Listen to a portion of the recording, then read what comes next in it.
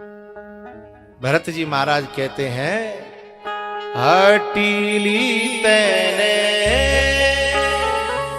काठानी री मन में राम सिय भेज दिए रिबन में, राम सिय भेज दिए रिबन में।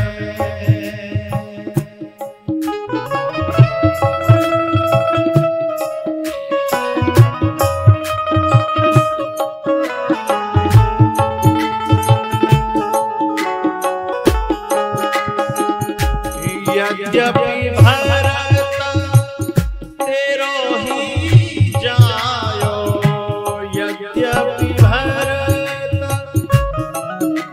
तेरो ही जायो, पर तेरी करनी देख लजायो, तेरी करनी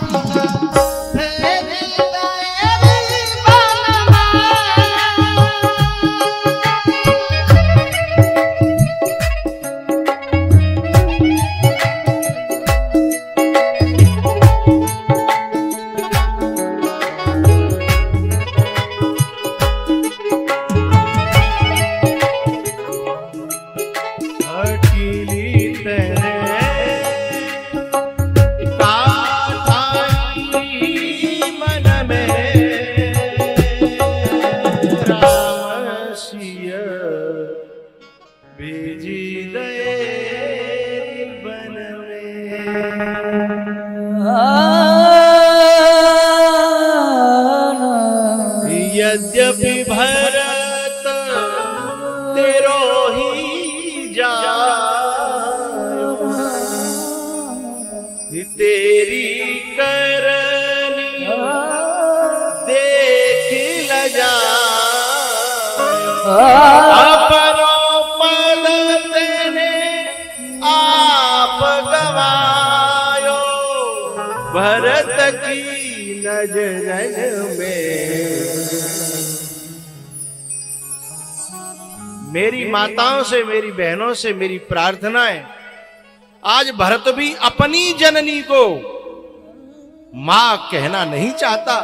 कहीं ऐसा दिन तुम्हारे सामने ना आ जाए कि तुम्हारा ही बेटा तुमसे मां कहने में शर्म करे, उसे शर्म लगे कि तू मेरी मां। हंस वंश दशरथ जनक राम लखन से भाई, और जननी तू जननी बही विदिशन कछुन बसाए।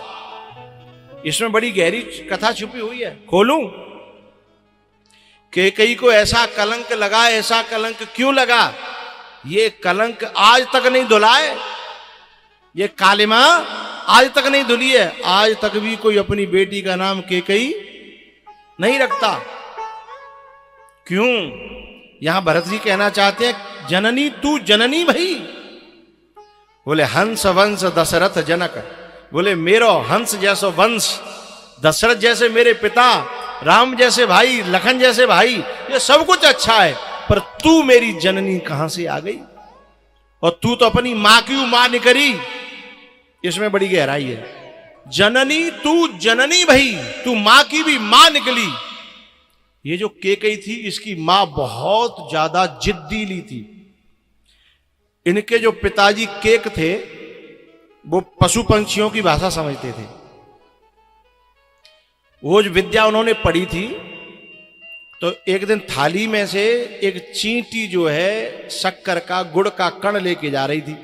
आगे से एक चैंटा आयो, चेटा ने कही कि तू मुझे दे दे और लिया, चूंकि मैंने को मोटा हूं थारी में दिखूंगो तो घुसन नहीं देगा, और तू छोटी सी है दिखना रही। उन दोनों की बात है रही तो राजा केक को हंसी आ गई। अच्छा, नारियों को जो है ना ये लगती है कि जो मुंह पे ही हंस रहे हैं। अब वो जिद पर कि तुम क्यों हंसे बताओ। अच्छा, जिनसे ये विद्या सीखी थी उन्होंने कहा जिस दिन तुम इस रहस्य को बता दोगे उस दिन तुम पत्थर के हो जाओगे। अब वो जिद पर गई, बोले मैं ये बता नहीं पाऊंगा, मेरी मजबूरी है। बोले क्यों नहीं बता पाओगे? बोले मैं पत्थर का हो जाऊंगा। तो इतनी जिद करने लगी, बोले भले ही पत्थर के है जाओ, पर वो बता नहीं। भाई कहीं नहीं जाई तो कहीं तुम मरो तो मर जाओ हैं, लेकिन मोए राम को वनवास और भरत की गद्दी चाहिए। तो बिल्कुल यही बात तो है गई। तो जननी तू, अब क्या हुआ? वो बोली कि आदमी बोले कि ठीक है मोए मरनो ही है, पत्थर को ही होना है, तो तू मोए ले चल गंगा जी। गंगा जी के किनारे में तो बतांगो, तो कम से कम पत्थर बनो तो कम से कम गंगा जी को तो बनूंगो, सो मेरो कल्याण है जागो, उद्धार है जागो।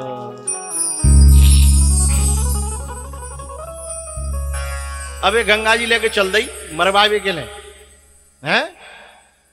रास्ता में कहा भयो कि ये राजा केक जो थे वो धर्मात्मा थे थोड़े, तभी तो ये विद्या जानते थे। तो एक श्लोक का चरण है, धर्मो रक्षति रक्षितः धर्म एव हतो हंति। जो धर्म की रक्षा करता है धर्म उसकी रक्षा करता है। तो धर्म जो था वो राजा केक की आंख खोलने के लिए रास्ते में आ गया, जोड़ा बना करके बकरी और बकरा का। बकरी चर रही थी, वो बकरा भी चर रहा था। तो एक जो है वहां कुआं था, कुआं में घास लटक रही थी। तो बकरी आकर के बकरे से कहती है कि मुझे वो कुएं की लटकी हुई घास खानी है। बकरा बोलो खा ले, को नहीं करो। बोल नहीं, तुम मोहते खींच के लाओ, बामे मैं गिर पड़ूंगी। मतलब तू भले ही गिर जा हैं, मैं गिर पड़ूंगी। बोले तुम लेके आओ। सो बकरा ने, अच्छा भाषा तो समझते ही राजा के, इन दोनों की भाषा समझ रहे कि जना मुझे बात चल रही है। सो बकरा कहता है कि मैं राजा के को ना, जो पे रानी के कहवे पे मरवे चल दो है, मैं तो बकरा हूं। सो दे हुड दे हुड दे हुड है। सो ही बकरी आकर बोले खावेगी घास, ले खावेगी घास। बोले ना ना मो ना लेनी, मो ना लेनी। समझ गए?